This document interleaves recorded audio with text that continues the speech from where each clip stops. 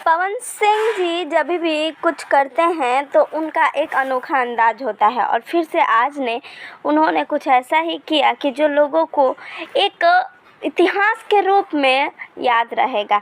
जी हाँ, मैं बात कर रही हूँ पवन सिंह जी के अपकमिंग गाने की, जो कि एक बहुत बड़ा बॉलीवुड गाना होने वाला है। लेकिन उससे पहले पवन सिंह जी ने एक गूगली फेंक दी, जो थी स्त्री 2 के फिल्म में पवन सिंह का गाना आई नहीं।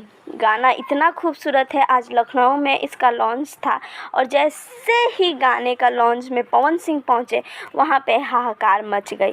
श्रद्धा कपूर और राजकुमार राव तो पवन सिंह के फ़ैन निकले, स्टेज पे ही उनका गुणगान करने लगे और कहें कि आपके गाने हम हरदम सुनते हैं और सच में आपके गाने हमें नाचने पे मजबूर कर देते हैं। पवन सिंह जी का ऐसा व्रत, ऐसी सम्मान देख के हमें भी काफ़ी अच्छा लगा। आपको कैसा लगा, आप कमेंट में ज़रूर बताएं।